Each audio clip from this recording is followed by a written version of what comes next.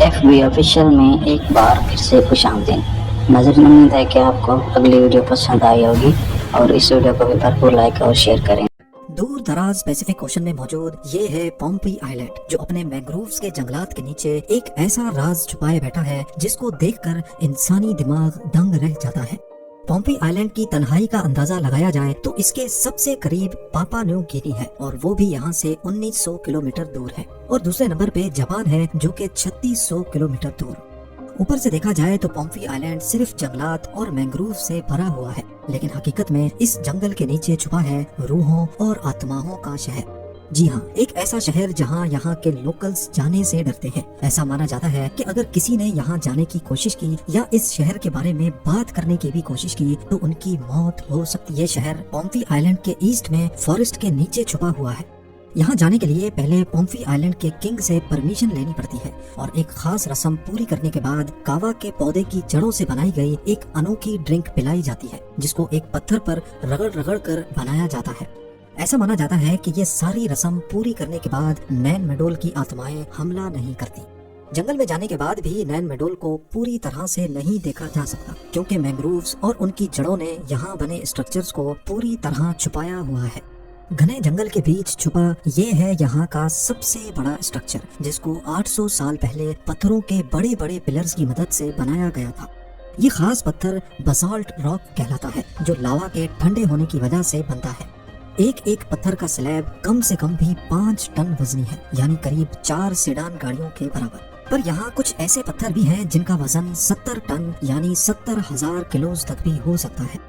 اتنا زیادہ وزن آج کل کی ایڈوانسڈ مشینری کی مدد سے اٹھانا بھی کافی چیلنجنگ ہو سکتا ہے۔ تو سوچیں یہ کام 800 سال پہلے پیسیفک اوشن کی ویرانیوں میں کیسے کیا گیا ہوگا۔ اس پہیلی کی دلچسپی گیزا کے پیرامڈز اور ایسٹر آئیلینڈز میں بنے پتھروں کے اسکلپچر سے ہرگز کم نہیں ہے۔ سب سے بڑی بات یہ ہے کہ آس پاس کا سارا ایریا صرف کورل ریف اور جنگلات سے بھرا ہوا ہے۔ یہاں اس قسم کے پتھر موجود ہی نہیں ہے، تو پھر آخر یہ پتھر لائے کہاں سے گئے اور ان کو اٹھایا کیسے گیا ہوگا؟ لوکلز کے بیچ کہانیاں مشہور ہیں کہ یہ کام جادو کی مدد سے کیا گیا تھا، پر اس کی اصل وجہ کیا ہے یہ جاننا کافی مشکل ہو سکتا ہے، کیونکہ نہ ہی یہاں کی کوئی ریٹن ہسٹری ہے اور نہ ہی ایویڈنس، صرف کہانیاں ہیں جو صدیوں سے چینج ہوتی آ رہی ہیں۔ اس پورے شہر کو اچھی طرح اسٹڈی کرنے کے لیے یہاں کے مینگرووز کو کاٹنا بہت ضروری ہے۔ فزیکلی یہ کام تو پاسبل نہیں، اسی لیے ٹیکنالوجی کی مدد لینے کا فیصلہ کیا گیا۔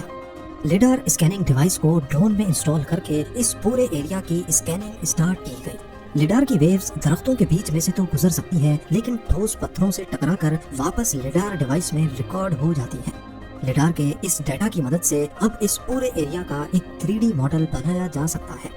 لیڈار اسکین کمپلیٹ ہونے کے بعد جو رزلٹ سامنے آیا اس نے اس پورے ایریا کے چھپے ہوئے اسٹرکچرز کا ایک شاندار منظر پیش کیا۔ یہاں درختوں کے نیچے چھپے قریب 90 اسٹرکچرز ابھر کر سامنے آ گئے۔ اس میں ریزیڈینشل کمپلیکسز، ٹیمپلز اور ریچول پلیسز بھی تھی۔ ایک چھپے ہوئے ریچول اسٹرکچر کا جائزہ لیا گیا تو اس میں 800 سال پرانا سکاؤ پاؤنڈنگ اسٹون ابھی بھی موجود تھا، وہی پتھر جس پر کاوا کی جڑوں کو رگڑ رگڑ کر سکاؤ نامی یہ ڈرنک آج بھی بنائی جاتی ہے۔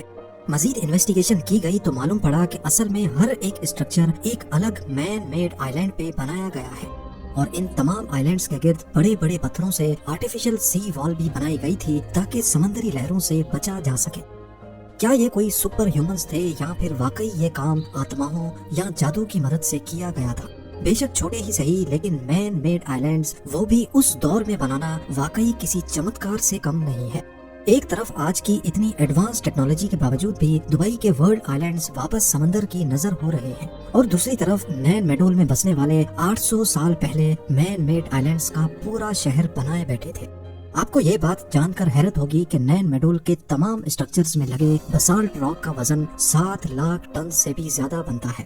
یہ اتنا ہی وزن ہے جتنا 8 ایئر کرافٹ کیریئرز کا ہوتا ہے، یا پھر دنیا کی سب سے بڑی فریٹ ٹرین جو کہ 8 کلومیٹر لمبی تھی، ایسی 8 ٹرینز کا وزن نین میڈول کے اسٹرکچرز کے وزن کے برابر بنتا ہے۔ اب سوال یہ اٹھتا ہے کہ اتنی بڑی تعداد میں باسالٹ راک یہاں آیا کہاں سے؟ پومپی آئیلینڈ کی دوسری سائڈ پہ قریب 18 کلومیٹر دور باسالٹ راک کی ایک کوئری تلاش کی گئی، اور وہ بھی درختوں نے چھپائی ہوئی تھی۔ 150 فٹ اونچی کوئری پہ چڑھ کر دیکھا گیا تو وہاں حیرت انگیز طور پہ ابھی تک باسالٹ راک کے سلیبز موجود تھے، جو شاید کسی وجہ سے یہیں پڑے رہ گئے۔ ان سلیبز پر دھوئیں اور راکھ کے نشانات پائے گئے، جس سے یہ ظاہر ہوتا ہے کہ ان کے بیچ میں آگ لگا کر اوپر پانی ڈالا جاتا تھا، جس سے بسالٹ راک سلیبز کی صورت میں کوئری سے الگ ہو جاتے تھے۔ پیسیفک اوشن میں 800 سال پرانے مین میڈ آئلینڈز کی پہیلی کا کچھ حصہ تو سالو ہو چکا تھا۔ اب باری تھی یہ جاننے کی کہ ان پتھروں کو کوئری سے 18 کلومیٹر دور نین میڈول تک کیسے لے جایا جاتا تھا۔ جیسا کہ آپ نے پہلے جانا کہ ایک ایک پتھر 5 ٹن سے 70 ٹن تک وزنی ہے۔ اتنا زیادہ وزن پومپی آئلینڈ کے بیچ سے لے جانا پاسبل نہیں ہے، کیونکہ اسٹون کوئری اور نین میڈول کے بیچ اونچے پہاڑوں نے راستہ روکے رکھا ہے۔ اس کا صرف ایک ہی طریقہ ہو سکتا ہے کہ یہاں سے کسی طرح ان پتھروں کو اوشن تک پہنچایا جاتا تھا اور پھر آئلینڈ کی دوسری سائڈ تک کسی بوٹ میں رکھ کر پورا گول گھوم کر نین میڈول تک پہنچایا جاتا تھا۔ اس تھیوری کو ثابت کرنے کے لیے نین میڈول کے ساتھ سی فلور کو سونار اسکیننگ سے سرچ کیا گیا۔ وہاں 300 فٹ کی گہرائی میں کچھ ایسے آبجیکٹس اسکین ہوئے جو شاید کسی بھی طرح سی فلور کا حصہ نہیں لگ رہے تھے۔ معلوم پڑا کہ کچھ بسالٹ راک کے پلرز اوشن کے فلور پر بھی موجود تھے، جو شاید ٹرانسپورٹ کے دوران سمندر میں گر گئے تھے۔ یہ پلرز اس بات کا ثبوت ہیں کہ نین میڈول تک اتنے بھاری پتھر سمندر کے ذریعے ہی لائے جاتے تھے۔ نین میڈول پر ریسرچ کے دوران ہر موڑ پر کچھ نیا دیکھنے کو مل رہا تھا۔ ریسرچرز کا خیال ہے کہ اگر یہاں رہنے والے اس دور میں بھی اتنے بھاری پتھروں کو سمندر کے راستے ٹرانسپورٹ کر سکتے تھے، تو اس کا مطلب ہے کہ وہ دوسرے آئلینڈز پر بھی گئے ہوں گے۔ پومپی آئلینڈ سے 15 کلومیٹر دور اینڈ اٹول نامی آئلینڈ کا جائزہ لیا گیا۔ وہاں پر بھی کئی مقامات پر بسالٹ راک کے پلرز اور ڈھیر سارے سکاؤ اسٹونز نظر آئے۔ یعنی یہ کوئی معمولی لوگ نہیں بلکہ بہت زیادہ اسکلڈ لوگ تھے، جو 800 سال پہلے بھی سمندری لہروں کا مقابلہ کر کے ہیوی کارگو ٹرانسپورٹ کر سکتے تھے۔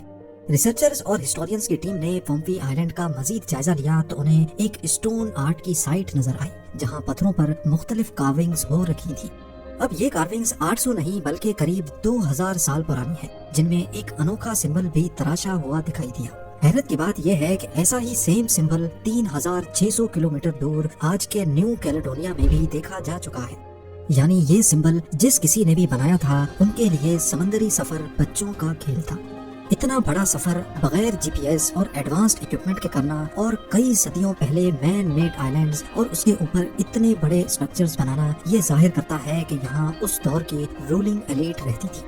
پر ابھی تک یہ کسی کو بھی معلوم نہیں ہے کہ اتنا بڑا سسٹم چھوڑ کر یہ آخر چلے کہاں گئے۔ کیا یہاں کوئی نیچرل ڈیزاسٹر آیا تھا یا پھر ان کو سمندر نگل گیا؟